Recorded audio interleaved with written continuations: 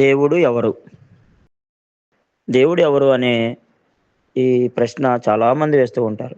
కానీ సమాధానం మాత్రం కొంతమందికే పరిశుద్ధ గ్రంథం పరిశీలించిన వారికి మాత్రమే దొరుకుతుంది.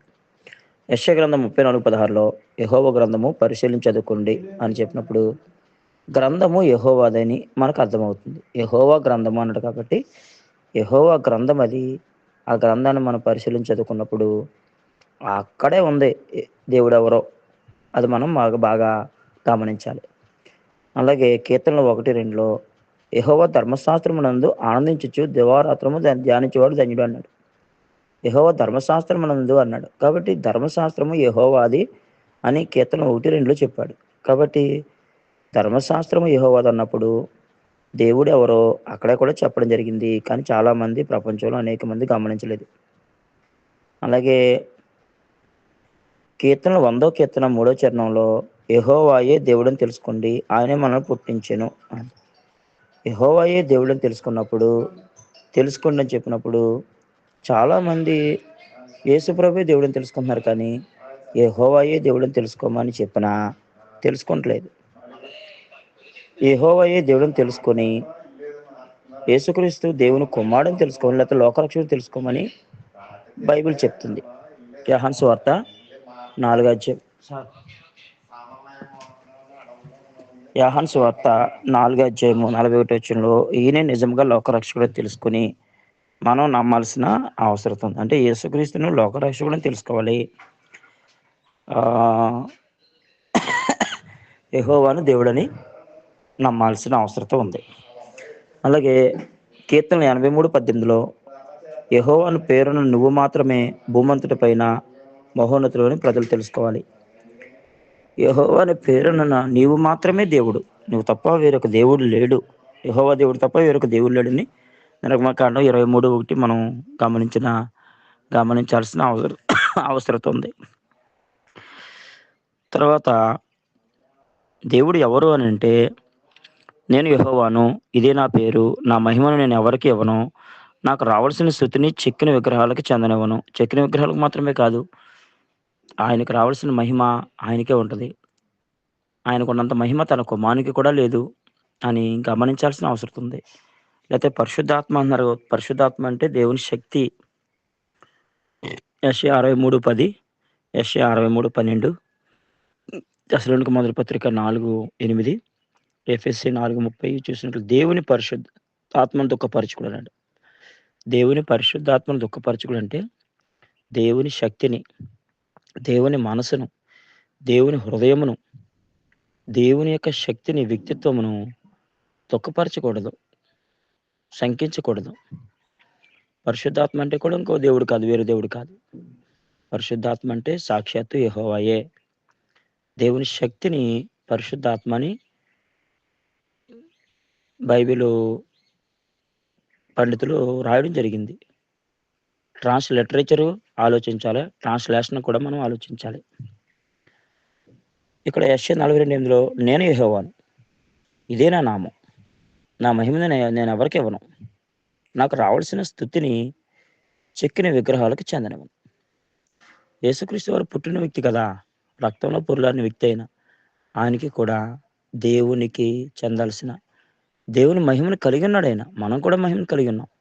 కానీ దేవుడు ఎంత మహిమతో ఉన్నారో అంత మహిమతో యేసుక్రీస్తు వారు మనము లేమనే సంగతిని గుర్తించవలసిన అవసరం ఉంది. ఆయనతో సాటి అయిన వాడు కానీ సముడైన వాడు కానీ ఎవడో లేడు. ఆయనకు ఒక పేరుంది, అద్వితీయ యెహోవా, అద్వితీయుడు.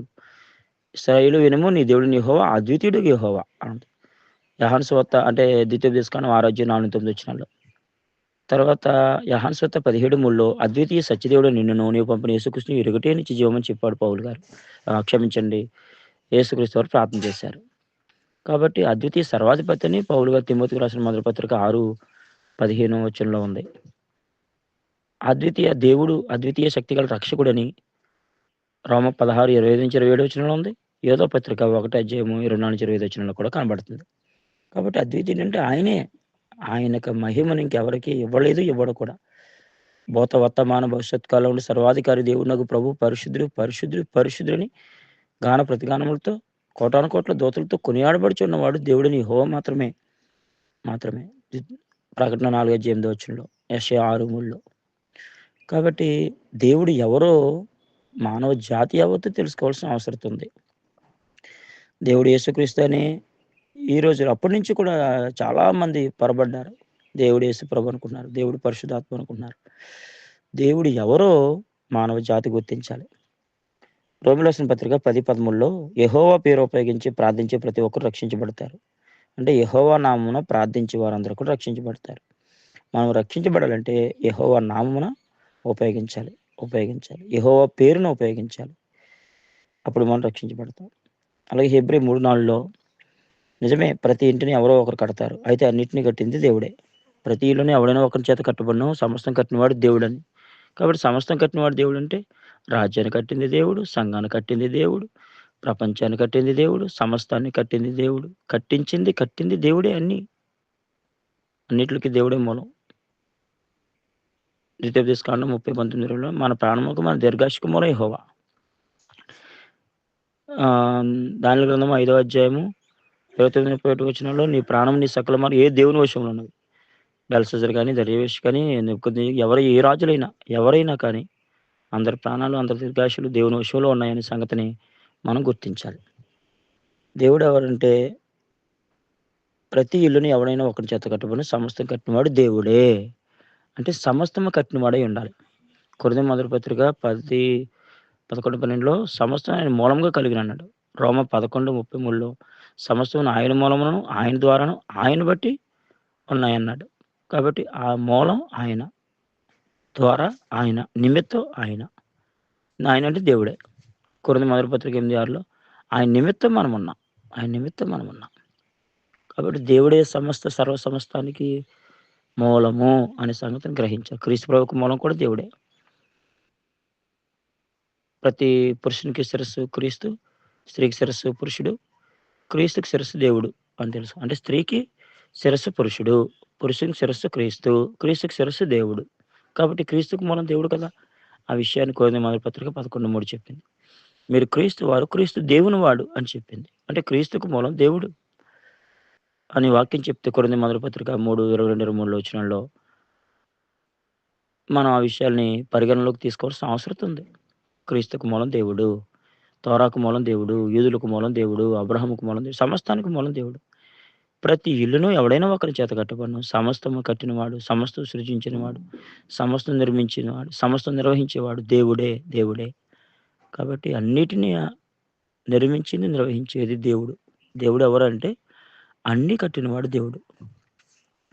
యెషయా గ్రంథం 46:26 వచనంలో మీ కళ్ళు పైకెత్తి ఆకాశాన్ని చూడండి. వీటిని ఎవరు సృష్టించారు? వాటిలో ఒక్కదాన్ని లెక్కపెడుతూ వాటి సైన్యాన్ని బయటికి తీసుకొస్తున్న దేవుడే కదా! ఆయన వాటి నుండి పేరు పెట్టి పిలుస్తాడు. ఆయనకు అపారమైన శక్తి, సంభ్రమాశ్చర్యాలు పుట్టించే బలం ఉన్నాయి. కాబట్టి వాటిలో ఒక్కటి కూడా తప్పిపోదు. ఇక్కడ ఏ ఏ దేవుడు యెహోవా ఇశ్రాయేలుకి యెషయా ద్వారా చెప్తున్నాడు. మీ కళ్ళు పైకెత్తి ఒకసారి ఆకాశాన్ని చూడండి. ఆకాశంలో ఉన్నాయి సూర్యుడు, చంద్రుడు, నక్షత్రాలు. వాటిని సృష్టించింది ఎవరు? దేవుడే కదా! వాటిలో ఒక్కదాన్ని లెక్కపెడుతూ వాటి సైన్యాన్ని బయటికి తీసుకొస్తున్నాడు. వాటిలో ఒక్కోదాన్ని లెక్క పెడుతున్నాడు. అంటే ప్రతి స్వాతి, మృగ అంటే నక్షత్రాలకు పేర్లున్నాయి కదా! ఆ పేర్లు పెట్టి పిలిచేవాడు దేవుడు. దేవుడంటే సామాన్యుడు కాదు. అసామాన్యుడు, అసాధారణమైన వాడు, అసాధ్యుడు దేవుడు. దేవుడంటే సామాన్యమైనవాడు కాదు. వాటిలో ఒక్కోదాన్ని లెక్క పెడుతూ వాటి సైన్యాన్ని బయటికి తీసుకొస్తున్న వాడు దేవుడే కదా! ఆయన వాటినన్ని పేరు పెట్టి పిలుస్తాడు. ఒక్కో దాని పేరు పెట్టి పిలుస్తాడు. నక్షత్రాల పేరు పెట్టి పిలుస్తాడు. నక్షత్రాల పేర్లు పెట్టి ఎవడన్నా పిలవగలడా? నక్షత్రాలకు అసలు పేర్లు ఎవరు పెట్టారు? దేవుడే కదా! సూర్యుడని పేరు, చంద్రుడని పేరు, నక్షత్రాలకు పేర్లు, ఆకాశం అందరి సమస్తం, భూమి అందరి సమస్తం, సముద్రం అందరి సమస్తం ఎవరు నిర్మించారు? ఎవరు పిలుస్తారు? వీటి యొక్క సృష్టికర్త, నిర్మాణకుడు ఎవరు? యేసుక్రీస్తు వారా? కాదు. మీరు అనుకున్న పరిశుద్ధాత్మ అంటే దేవుని శక్తి కాదు. దేవుని శక్తి దేవుడే స్వయంగా. పరిశుద్ధాత్మ అంటే దేవుని శక్తి. దేవుడే, ఏ మానవుడు కాదు. కాబట్టి ఆ దేవుడిని మనం దేవుడని తప్ప ఎవరిని పడతాను దేవుడని అనకూడదు.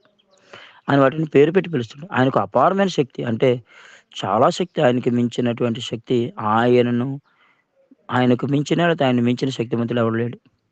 సంభ్రమాశ్చర్యాలు పుట్టించే బలం ఉన్నాయి. కాబట్టి వాటిలో ఒక్కటి కూడా తప్పిపోదు.